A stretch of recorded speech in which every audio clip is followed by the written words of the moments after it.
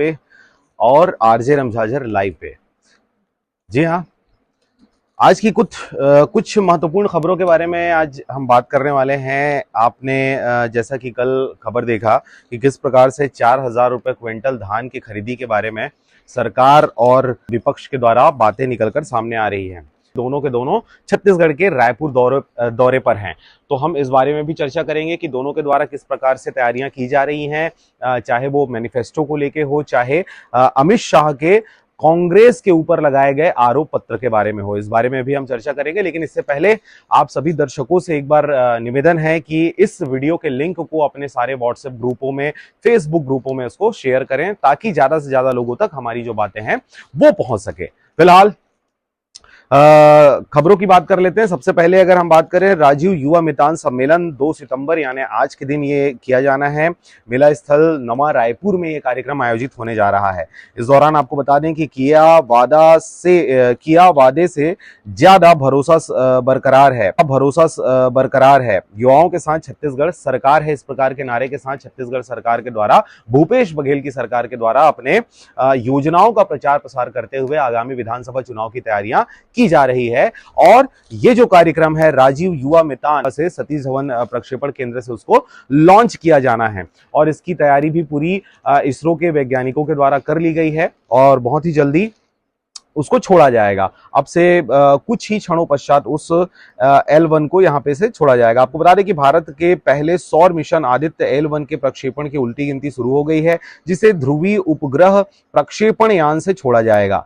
यानी ध्रुवीय उपग्रहण यान का मतलब है PSLV, जिसके माध्यम से हमने जो पोलर सैटेलाइट जो व्हीकल्स हैं उसके माध्यम से हम सैटेलाइट हो या फिर कोई यान हो उसको हम वहां पर भेजते हैं। तो PSLV के माध्यम से हम इस प्रक्षेपण को या प्रक्षेपण यान को प्रक्षेपित करने वाले हैं, सूरज की जानकारी निकालने वाले हैं। अब तक किसी भी देश के द्वारा इस यान को सफलतम नहीं किया जा सका है, या कहें कि सूरज के लिए कोई यान अभी तक नहीं भेजा गया है जिससे सूर्य की जानकारी निकल कर आए। ये बात अलग है कि चांद के लिए चाहे हम अमेरिका की बात करें, रशिया की बात करें और चाइना की बात करें, इन सब के बाद चौथे नंबर पर भारत ने कामयाबी अर्जित की है। लेकिन साउथ पोल पर, अगर चांद की हम बात करें तो साउथ पोल पर पहुंचने वाला भारत प्रथम राष्ट्र बनकर बहुत लंबे समय पहले से ही शुरू कर दी गई थी। और जैसे ही जब इसमें हमको सफलता मिली, चंद्रयान 3 में हमको सफलता, विभिन्न कार्यक्रमों में वो शिरकत करने वाली। इस दौरान आपको बता दें कि बिलासपुर में कल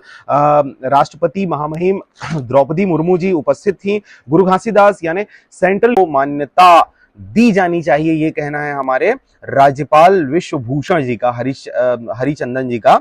उन्होंने विद्यार्थियों को बधाई देते हुए कहा कि दीक्षांत समारोह एक गरिमामय समारोह है जो आपकी कड़ी मेहनत को मान्यता देता है, और साथ ही आप बघेल के द्वारा कि आज अमित शाह और राहुल गांधी दोनों के दोनों छत्तीसगढ़ प्रवास पर हैं। दोनों छत्तीसगढ़ प्रवास पर हैं, रायपुर में लगातार वो मैराथन बैठक ले रहे हैं। सुनने को ये आ रहा है कि मैनिफेस्टो तैयार करने के साथ साथ, मतलब 2024 विधानसभा चुनाव का मैनिफेस्टो तैयार करने के साथ साथ आरोप पत्र भी उनके द्वारा तैयार किया जा रहा है। आरोप पत्र कहने का मतलब यह है कि कांग्रेस के द्वारा किस प्रकार से घोटालेबाजी की गई, किस प्रकार से उनकी वो बातें थी जो छुप गई, जनता के सामने नहीं आ पाया, और इस हेतु उन्होंने धान में इतना अधिक बोनस दिया या धान से जनता का मन अपनी तरफ आकृष्ट किया। तो इन सभी बातों को लेकर वो एक आरोप पत्र तय करने वाले हैं, और आरोप पत्र के आधार पर वोट बैंक अपनी ओर खींचने की कोशिश अमित शाह के द्वारा की जा रही है। आपको बता दें कि केंद्रीय गृह एवं सहकारिता मंत्री अमित शाह द्वारा आरोप पत्र लॉन्च कार्यक्रम भी आज रखा गया है। आपको बता दें कि आज है 2 सितंबर और 10:30 पर यह आरोप पत्र जारी करने की बातें सामने आ रही हैं। ये बात अलग है कि अभी इसमें मीटिंग ली जा रही है और बहुत जल्दी इसको लॉन्च कर दिया जाएगा। तो 11:50 पर सूर्य के लिए हम यान भेजने वाले हैं, लेकिन उससे पहले ही अमित शाह के द्वारा एक आरोप पत्र लॉन्च कर दिया गया है कांग्रेस की सरकार के खिलाफ में कि उनके ऊपर क्या क्या आरोप लगे हुए हैं और अब तक वो किस प्रकार से बचते आ रहे हैं उन आरोपों को लेकर। ये बात अलग है कि हमने जानकारी दे दिया था कि किस प्रकार से टीएस सिंहदेव नाराज चल रहे हैं भूपेश बघेल जी से, और लगातार ये बातें निकल कर सामने आ रही थी जब से भूपेश बघेल की सरकार छत्तीसगढ़ में बनी थी कि 2.5 साल का मुख्यमंत्री होगा, और मुख्यमंत्री नहीं बनाए जाने से टीएस सिंहदेव खासे नाराज चल रहे थे। लेकिन ये दबी जुबान पे उनके द्वारा ये रह रहकर उनके बयानों में दरस रहा था कि उनको मुख्यमंत्री नहीं बनाए जाने से उनके दिल में किस प्रकार की टीस आज भी चुभ रही है। लेकिन हाल ही में, जैसा कि मैं कल आपको जानकारी देना चाहता था, लेकिन किसी कारण से लाइव जो है वो अचानक से डिस्कनेक्ट हो गया, इसलिए मैं आपको पूरी बात नहीं बता पाया था। लेकिन आप बता दूं कि टीएस सिंहदेव जो बाबा हैं, हमारे उप मुख्यमंत्री साहब हैं, जिनको आनन फानन में अभी विधानसभा चुनाव के महज कुछ ही महीनों पहले उनको कुछ समय के लिए उप मुख्यमंत्री के पद पर उनको आसीन किया गया है। लेकिन ये क्यों किया गया है, ये बहुत ही चर्चा का विषय रहा है हमारे छत्तीसगढ़ में। जो जानकार लोग हैं उनके द्वारा ये कयास लगाए जा रहे थे, ये बातें कही जा रही थी कि किस प्रकार से टीएस सिंहदेव को अंतिम कुछ महीनों के लिए शायद मुख्यमंत्री बना दिया जाए, लेकिन मुख्यमंत्री तब भी उनको नहीं बनाया गया, सिर्फ उनको उप मुख्यमंत्री बनाकर राज्य में बिठा दिया गया है। इस दौरान चर्चा ये निकलकर सामने आई कि किस प्रकार से टीएस सिंहदेव की बैठकें जो है वो भारतीय जनता पार्टी के नेताओं के साथ हो रही हैं, और कभी भी हो सकता है कि वे भाजपा में शामिल हो सकते हैं। लेकिन ऐसा हुआ नहीं, अचानक से ये घोषणा की गई कि उप मुख्यमंत्री बनाए जा रहे हैं टीएस सिंहदेव जी। और उसके बाद अभी 2-3 दिन पहले ही उनका एक वीडियो जारी किया गया है, एक वीडियो निकलकर सामने आया है जिसमें उन्होंने अपने दिल की बात को अपने क्षेत्र की जनता से रखा है। निसंदेह टीएस सिंहदेव जो हैं वे अपने छत्तीसगढ़ की अगर बात करें तो यहाँ पर 14 से 15 जो विधानसभा जो सीटें हैं, उन सीटों को उनके रहने से या उनके द्वारा प्रभावित किया जाता है। और अगर वो 14-15 विधानसभा माननीय टीएस सिंहदेव के नेतृत्व में या उनके छवि के आधार पर अगर हमारे सरकार को अगर फर्क करता है, तो ये बहुत बड़ी बात है। उनके द्वारा ये जो बयान दिया गया कि किस प्रकार से उनको मुख्यमंत्री नहीं बनाए जाने के बाद से लगातार उनको सरकार में, सत्ता में या शासन में, प्रशासन में हर जगह पर मुंह की खानी पड़ी है। हर जगह उनको और उनके लोगों को किस प्रकार से परेशान किया गया है, उनको दबाया गया है, उनकी आवाजों को कभी भी मुखरित होने नहीं दिया गया है। ये बातें भी उन्होंने अपने वीडियो के माध्यम से कही। उन्होंने कहा, नाम तो किसी का नहीं लिया, लेकिन बगैर नाम लिए उन्होंने सारी बातों को एकदम खोलकर अपने पन्ने साफ साफ उन्होंने रख दिया। उन्होंने ये भी कहा कि किस प्रकार से मुख्यमंत्री बनने के बाद संबंधित व्यक्ति के द्वारा टीएस सिंहदेव या उनके क्षेत्र के जो भी नेतृत्वकर्ता जो भी लोग हैं, जो आम जनता की समस्याओं को लेकर जब संबंधित विभाग में संबंधित अधिकारियों से जब मिलते थे, तो अधिकारियों ने साफ साफ उनके कामों को करने से मना कर रखा था। क्यों?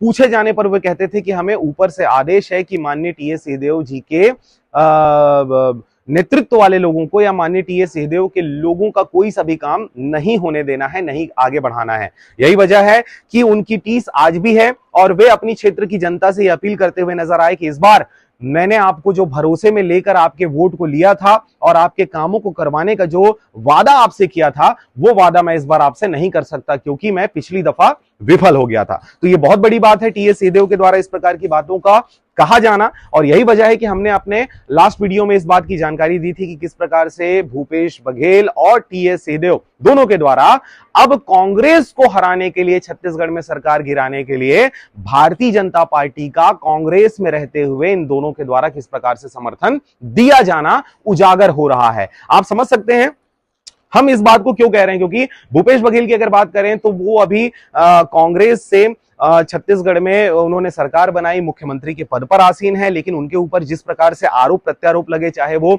कोयला घोटाले की बात करें, चाहे शराब घोटाले की बात करें, चाहे पीडीएस में घोटाले की बात करें, बहुत सारे घोटालों की सूची है जिसके लिए अमित शाह के द्वारा अभी आरोप पत्र अभी तय किया जा रहा है, आरोप पत्र भी बनाया गया है, तो उसमें बनाया जा रहा है, जिसकी लॉन्चिंग अभी कुछ समय पश्चात हो सकती है। उसमें बहुत सारी बातें निकलकर सामने आनी है कि और कौन कौन से आरोप हैं, जिन आरोपों से अब तक भूपेश बघेल बचते हुए आ रहे हुए हैं। तो अभी आपको बता दें क्यों हम इस बात को कह रहे हैं, क्योंकि भूपेश बघेल साहब के ऊपर जिस प्रकार से आरोप लगाए गए हैं, उन आरोपों के मद्देनजर अब तक उन्हें जेल हो जाना था, लेकिन अब तक वो गिरफ्तारी से बचते हुए आए हैं। इसके पीछे रीजन बहुत सारे निकलकर सामने आ रहे हैं, चाहे हम व्हाट्सएप यूनिवर्सिटी की बात करें, चाहे हम हमारे जो जानकार हैं, जो तथाकथित लोग हैं, जो चौक में, चौराहों में, हाट में, बाजार में और नुक्कड़ में, पान ठेले में बैठकर जो चर्चाएं कर रहे हैं, उन चर्चाओं से बातें निकलकर सामने आ रही कि भूपेश बघेल ने भारतीय जनता पार्टी या अमित शाह या नरेंद्र मोदी की बात करें तो उनके सामने इन्होंने सरेंडर कर रखा है। और यही वजह है कि अब इसका सीधा सीधा जो फायदा है या सीधा सीधा जो नुकसान है वो कांग्रेस को छत्तीसगढ़ में उठाना पड़ेगा, क्योंकि भूपेश बघेल भी टीएस सिंहदेव साहब भी नाराज चल रहे हैं कांग्रेस से, और भूपेश बघेल तो स्वयं अपनी साख बचाने के लिए, अपनी बिसात बचाने के लिए, अपनी गिरफ्तारी बचाने के लिए वे अब अंदरूनी रूप से भारतीय जनता पार्टी को समर्थन देने के ओर आगे बढ़ रहे हैं। ये बात अलग है कि कल धान के लिए घोषणा की गई, अमित शाह के द्वारा ये चर्चा की गई है, अमित शाह से ये बातें निकलकर सामने आई कि अब धान के समर्थन मूल्य पे 3,000 रुपए दिया जाएगा छत्तीसगढ़ में अगर उनकी सरकार बनती है तो। इसके साथ ही ये घोषणा भी की गई भूपेश बघेल के द्वारा कि अगर वो 3,000 की घोषणा करते हैं तो मैं 4,000 रुपए धान के समर्थन मूल्य को या धान के लिए जो राशि दी जाती है, आपसे प्रति क्विंटल जो धान खरीदा जाता है उसको अब 4,000 रुपए क्विंटल में धान खरीदूंगा। तो ये बातें भी हमने कल आपसे चर्चा की थी कि किस प्रकार से सेंट्रल गवर्नमेंट के द्वारा 1,940 रुपए आपको अभी मिनिमम समर्थन मूल्य दिया जाता है, उसके बाद जो बोनस का रकम है वो छत्तीसगढ़ सरकार के द्वारा 750 रुपए अब तक दिया जा रहा था। लेकिन अब से 2024 के चुनाव की अगर बात करें या चुनाव से बाद की बात करें, जब आप धान बेचने मंडियों में जाएंगे तो उस समय 3,000 रुपए मिनिमम समर्थन मूल्य केंद्र सरकार के द्वारा आपके खातों में पैसा डाला जाएगा और उसके बाद राज्य सरकार के द्वारा 1,000 रुपए उसमें ऐड करके 750 से 1,000 रुपए बढ़ाते हुए या 250 रुपए उसमें ऐड करते हुए 1,000 रुपए एक्स्ट्रा आपको दिया जाएगा। मतलब 1 क्विंटल धान का समर्थन मूल्य अब आपको या 1 क्विंटल धान के पीछे आपको 4,000 रुपए आपके खाते में आता हुआ नजर आ रहा है।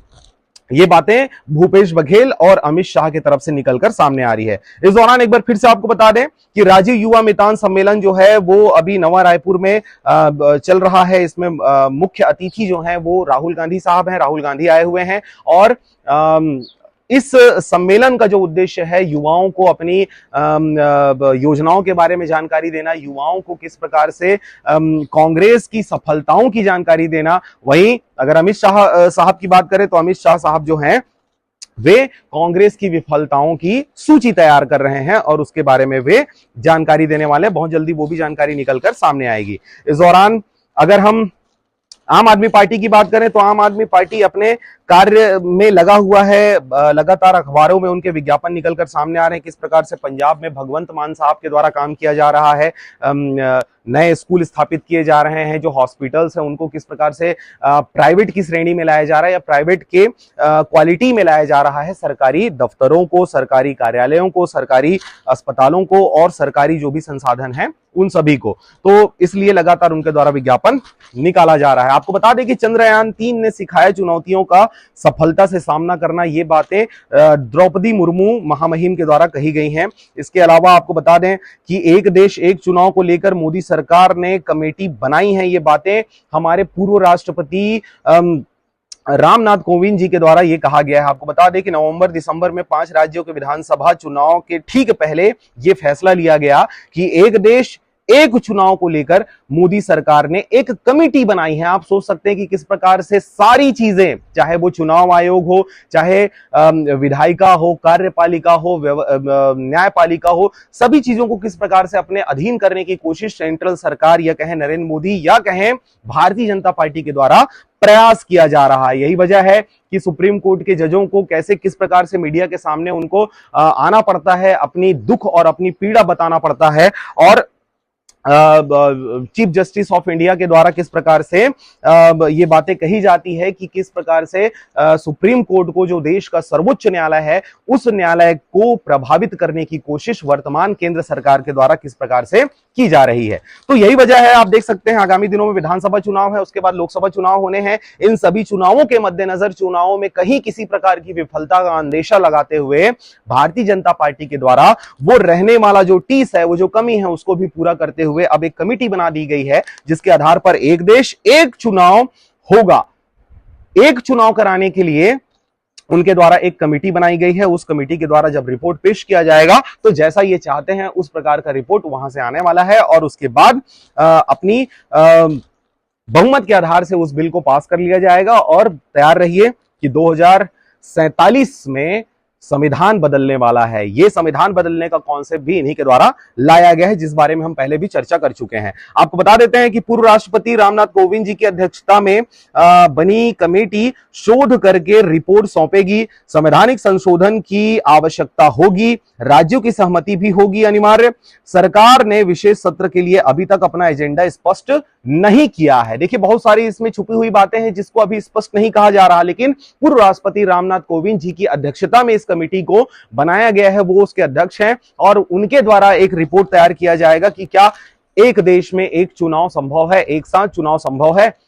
जी, इसके आगे अगर हम बात करें, घबरा क्यों रहा है विपक्ष, अभी सिर्फ सहमति बनी है, ये कहना है जोशी जी का। जैसा कि आप देख रहे हैं कि जब से 2014 का जो चुनाव हुआ है और भारतीय जनता पार्टी केंद्र में सरकार जब से बनाई है, तब से विपक्ष की जो भूमिका है वो एकदम जीरो कर दिया गया है। विपक्ष को बिल्कुल भी वैल्यू नहीं दिया जा रहा। यही वजह है कि चाहे मणिपुर हिंसा की बात करें, मध्य प्रदेश की कांड की बात करें, चाहे देश में हो रहे नाना प्रकार के बड़े बड़े कर्म कांडों की बात करें, इन किसी भी मुद्दों पर सेंट्रल गवर्नमेंट या भारतीय जनता पार्टी के कोई भी नेतृत्वकर्ता कभी भी कुछ भी बोलने से इनकार कर देते हैं और विपक्ष केवल आवाज उठाते रहता है। उनको किस प्रकार से आवाज उठाने मात्र से संसद से बाहर कर दिया जाता है, उनकी सदस्यता रद्द कर दी जाती है, कभी भी कुछ भी किया जाता है। यही वजह है कि हम बता रहे हैं कि विपक्ष की भूमिका जो है उसको, उसके प्रभाव को एकदम जीरो कर दिया गया है। विपक्ष नाम का कोई चीज है ही नहीं, ये कहना है भारतीय जनता पार्टी का। इसके साथ ही आपको बता दें कि जब भी कोई सवाल करने के लिए अगर कोई आदमी सामने आता है तो पहले अगर पत्रकारों की बात करें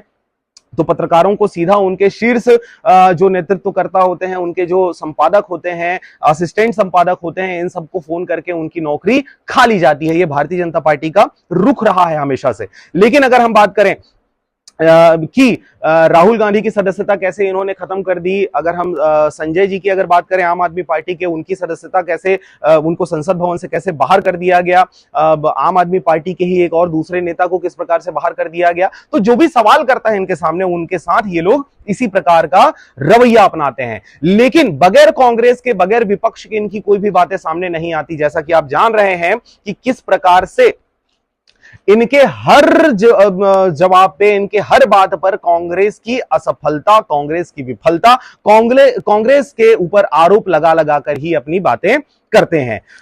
यही वजह है कि कांग्रेस इनको खासा पसंद है, क्योंकि 60 साल की राजनीति कांग्रेस ने 70 साल की राजनीति की है और उन राजनीतिक जो दांवपेच हैं, उन दांवपेचों पर जो नरेंद्र मोदी साहब के जो वक्तव्य होते हैं वो बगैर राहुल गांधी, बगैर सोनिया गांधी, बगैर राजीव जी, बगैर पंडित नेहरू के बात वो कभी भी नहीं रख सकते हैं। लेकिन आपको बता दें कि राजीव युवा मितान सम्मेलन में राहुल गांधी जो हैं वो अभी संबोधित कर रहे हैं। उनके द्वारा युवाओं की बातें कही जा रही, किस प्रकार से देश, राज्य और हम आगे उन्नति कर सकते हैं, किस प्रकार से संविधान बचाया जा सकता है। इसके अलावा अगली बड़ी बात करेंगे, अगली बड़ी खबर की आपको जानकारी दे देते हैं कि किस प्रकार से सेंसेक्स में 2 माह में सबसे तेजी देखी गई है। सेंसेक्स जो है हमारा सबसे बड़ी तेजी देखी गई है। आपको जैसे कि हम बता रहे हैं किस प्रकार से नरेंद्र मोदी के द्वारा आंकड़े तैयार किए जा रहे हैं, आंकड़े जारी किए जा रहे हैं, किस प्रकार से हम जीडीपी पे आगे हैं, किस प्रकार से हम विश्व में अग्रणी भूमिका अदा कर रहे हैं। हमारा देश लगातार अन्य अन्य क्षेत्रों पे, अलग अलग क्षेत्रों पे किस प्रकार से आगे आ रहा है, इस बारे में भी आपको बता देते हैं कि सेंसेक्स में 2 माह की सबसे तेजी देखी गई है। बाजार पूंजीकरण बढ़कर रिकॉर्ड 312 लाख करोड़ रुपए जा पहुंचा है। जी हाँ, ये एक दिन में सबसे बढ़ने वाला सेंसेक्स है, बाजार है, शेयर मार्केट है, जो 1 तारीख को 1 सितंबर को देखा गया है। इसके अलावा अगर हम बात करें कि किस प्रकार से अमित शाह जी अभी छत्तीसगढ़ के दौरे पर हैं और उनके द्वारा आरोप पत्र तैयार किया जा रहा है और मैनिफेस्टो में वो क्या घोषणा करने वाले हैं, ये भी देखने वाली बात होगी। जैसा कि आप टाइटल में देख सकते हैं कि किस प्रकार से हमने लिखा है कि आरोप पत्र तैयार कर रहे हैं। टीएस सिंहदेव साहब जो हैं भूपेश बघेल से किस प्रकार से नाराज चल रहे हैं और राहुल और अमित शाह अभी छत्तीसगढ़ के दौरे पे हैं। इस दौरान कुछ बीमारियों की बात कर लेते हैं। अस्पतालों की स्थिति बहुत ही दयनीय है। सरकारी अस्पतालों की अगर बात करें तो वहां पर लगातार भीड़ जो है वो इकट्ठा हो रही रही है। डेंगू के इलाज में फर्जीवाड़ा, जिला अलर्ट, अस्पतालों की निगरानी जो है ये लिस्ट जारी किया गया है, जिसमें डेंगू का जो मरीज है या डेंगू की जो बीमारी है वो सर्वाधिक अभी देखी जा रही है। आयुष्मान कार्ड से क्लेम करने पर मिलते हैं 35,000 रुपए। मौसमी बीमारी को प्राइवेट हॉस्पिटल बता रहे हैं डेंगू। जी हाँ, मौसमी जो बीमारी है, अभी मौसम में जो उतार चढ़ाव आ रहा है टेम्परेचर को लेके, बारिश के मौसम में बारिश नहीं हो रहा, लगातार तापमान में इजाफा हो रहा है, आर्द्र मौसम बना हुआ है, लगातार खेतों के जो पानी है वो जो सूख रहा है, और उसके सूखने से, पानी के नहीं होने से धान का फसल भी चौपट की स्थिति में है। और यही वजह है कि इंसानों के ऊपर भी इसका खासा असर देखने को मिल रहा है। डेंगू जो है, मलेरिया जो है वो फैल रहा है, और डेंगू के प्रकोप से लोग परेशान हैं। और इस वजह से जो है अस्पतालों में मरीजों की संख्या लगातार बढ़ रही है। गढ़कलेवा की खबरें कल निकलकर सामने आई, किस प्रकार से बिलासपुर में गढ़कलेवा में आग लग गया, और उसके आग लगने से किस प्रकार से बहुत नुकसान जो है वो सहना पड़ा है। तो ये थी कुछ महत्वपूर्ण खबरें जिसके बारे में हमने आज चर्चा किया। इंतजार कीजिए, अभी कुछ क्षणों पश्चात जो है जो आदित्य L1 है उसका लॉन्चिंग होने वाला है, और यह भी सफल रहे। जिस प्रकार से हमने मंगल पे मिशन में कामयाबी अर्जित की, किस प्रकार से हमने चांद पर प्रथम जो चंद्रयान था उसमें हमने कामयाबी अर्जित की, हमने उसके सेकंड में भी हमने कामयाबी हमें मिली, और अंतिम जो बड़ी कामयाबी मिली वो तीसरे चंद्रयान मिशन में मिली। लेकिन ऐसा नहीं कि कोई भी हमारा यान विफल रहा है। हर बार जो हम लॉन्चिंग किए हैं उसमें किसी न किसी प्रकार से हमको ऐड मिला है, सफलता मिली है। तो उसी प्रकार से सूर्य के लिए ये हमारा पहला यान अभी जाने वाला है। हमारे भारत की धरती जो है श्रीहरिकोटा है, वहां से हम इसको प्रक्षेपित करने वाले हैं, और उसके प्रक्षेपण के पश्चात हमको निसंदेह जो सौर मंडल है, ग्रहों की, उपग्रहों की, चांद तारों की जानकारी है, उसमें भी एक कदम हम आगे बढ़ने वाले हैं, और सूरज के बारे में जानकारी, नई नई जानकारियां निकलकर सामने आने वाली है। हम उसके बहुत करीब नहीं जाने वाले हैं। आपको अगर बताएं तो हम महज ही 20 से 25% का ही जो दूरी है वो तय करेंगे, और बाकी 75% की दूरी उनसे बनाते हुए हमारा जो यान है वो सूरज की जानकारी निकालकर हमको देने वाला है। फिलहाल धान के बारे में आगे हम चर्चा करेंगे। भूपेश बघेल और टीएस सिंहदेव के बारे में हम चर्चा करेंगे। आगे आने वाले समय में हम ये भी चर्चा करने वाले हैं कि किस प्रकार से जो भारतीय जनता पार्टी में शामिल हो रहे हैं अन्य दल के लोग, चाहे वो कांग्रेस के हों, चाहे अन्य पार्टियों के हो, चाहे वो आईएएस या आईपीएस टाइप के लोग हों, ये अधिकारियों का बार बार एक ही पार्टी की तरफ जो रुझान है, एक ही पार्टी की तरफ जो आकर्षण है, वो किस वजह से है, इस बारे में भी हम चर्चा करने वाले हैं। फिलहाल आपका क्या ओपिनियन है इस वीडियो के बारे में, इन समाचारों के बारे में, आप हमें कमेंट बॉक्स पर